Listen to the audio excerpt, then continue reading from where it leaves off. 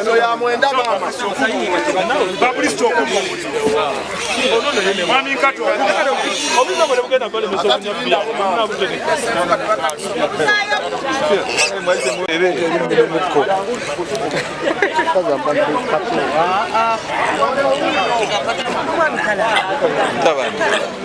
Mutabani.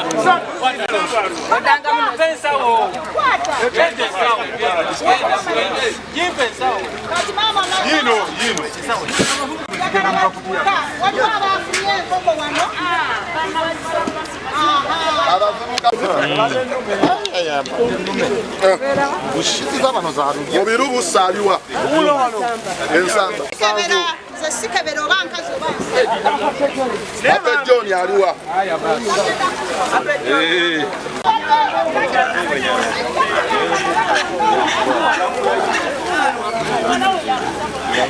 Kayongo.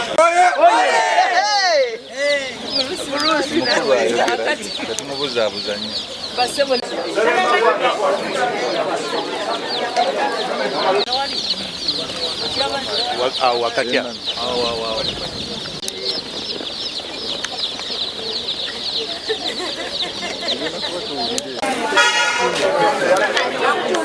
Aisha Nasuna nga ffe balondebwa project eno okutambuza Wakiso yonna so luli 2021 twagaba constituency naye ne batusiima olw'enkola gye twakola batuwa district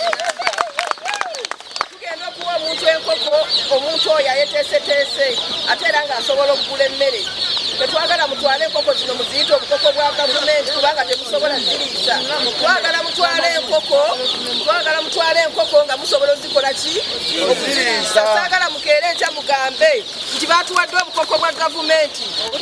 obutakula kubanga tosobola kugula ki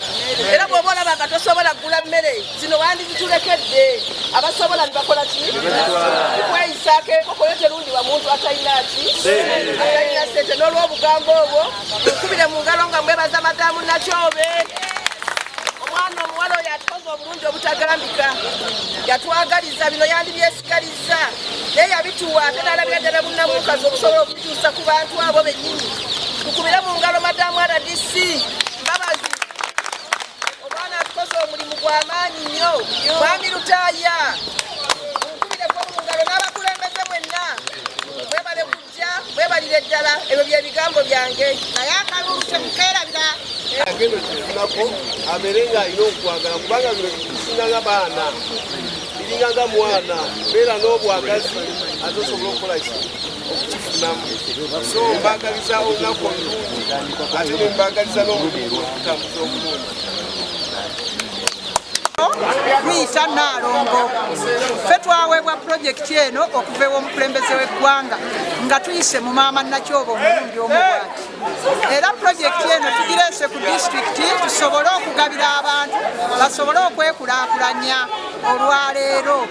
tetwagala bantu batunda nkoko ezo twagala omuntu otandike ku nkoko 10 tugenda okulambula ng'otuuse ku nkoko akiri 3 oba 5 era omukulembeze w'eggwanga bw'anajja mu kitundu kyaffe tubeeko abantu abamu be tumulambuza tubireese ewa RDC maama Mbabazi naye akakase nti ebintu gyebiri era bya ddala pulojekiti eno egenda kukola mu Wakiso yonna tukola mu Wakiso siso mu constituency naye tukola mu Wakiso yonna era taata bw'anaasiima manya ajja twongera n'awalala kubanga ebintu tubituusiza ddala ku ground abantu ne tubawa kino taata yagezaako nnyo abantu abajje mu ki ayagala bafune enkulaakulana yabawa emyoga abawadde PDM kati naffe operation Simanyaani kati tubongeddeko na zino enkoko tweyita nkoko na mbizi ono ye maama nkoko nze maama mbizi yebyo taata obubaka bwembawa bwakuba nti batutunuulira tubakubiriza obikwata obulungi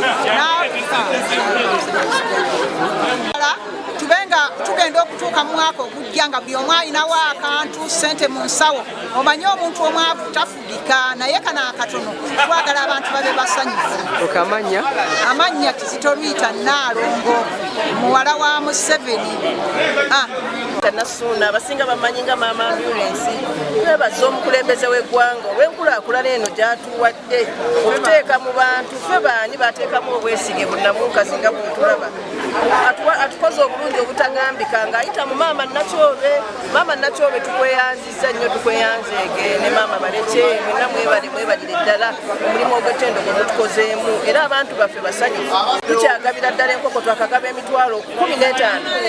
gye twakagabako era abantu basanyufu nnyo tukyagaba era abasooka okufuna bazzaawo ezaabwe baatunda ne bagattako abaafuna ekikulu bali mu 3 kati eyo yonna nkulaakulana twebaza omukulembeze w'eggwanga nate olw'okututeekamu obwesige ensonga eyo tunyisa maama Mbabazi n'omukisa tugenda okugaba enkoko ne Astagafula ebintu bibiri twebaza ne mutabanyi waffe omwami bamuyita Peter Sendege atukozeemu omulimu gw'amaanyi nnyo asooka n'asomesa abantu bana bagenda okulunda era n'asigala ng'abalondoola era ebintu bino tubirondoola era omuntu yenna gwe tukwata ng'atunda enkoko nga tannazituusa waka oyo kkomera kaliimu kubuuza tweyanza ssebo Pentagoni mutulabire mugambe tugambire naye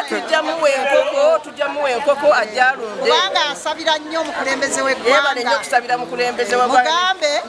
abakyala ababiri Kizito Nalongo ne Lusuka Aisha baagala nnyo okulaba baagala kukulaba kyaki ekulaakulane tujjamuwa enkoko 10 nga kyaki Nakyobe zino enkoko zatuweereza nga abewakiso zino byebimu ku manifesto ya pulezidenti byasuubiza abantu naddala ku nsonga y'okwekulaakulanya ekyo tukikubire mu ngalo ez'amaanyi so tumwebaza nnyo maama Nakyobe okuyitira mu Nalongo ne maama Ambulance olwaleero district okulanga olwaleero maama Nalongo ne maama Ambulance bakunembedde mu ttiimu yonna okulaba nti batukyalidde wano bagenda kutambula mu municipalities zammwe oba mu areas zammwe gye muwangaalira ensonga lwaki olwaleero gwe tutasome ku lisiti togenda ng'otusabira essaala embi bagenda kusanga wootuula mwennyini mukiwulidde bweba Ntebe municipality wa Sheri bagendagendayo ne Nalwoga bwaba Nansana municipality bagenda bakusangeyo banaabakira bajja kusangayo bwenebe Makindye Ssaabagabo bafuna enkoko zino si za kutunda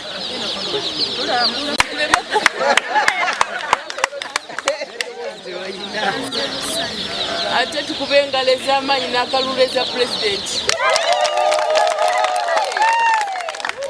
ate tukube eza maama Nalongo ne maama Ambulance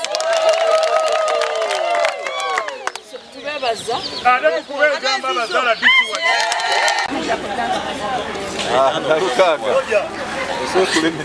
agenda okufunako abeere ng'alina okwagala kubanga bino bisinanga baana biringanga mwana beera n'obwagazi ate osobola okukola okukifunamu so mbagaliza olunaku olulungi ate ne mbagaliza n'omulimu okutambuza obulungi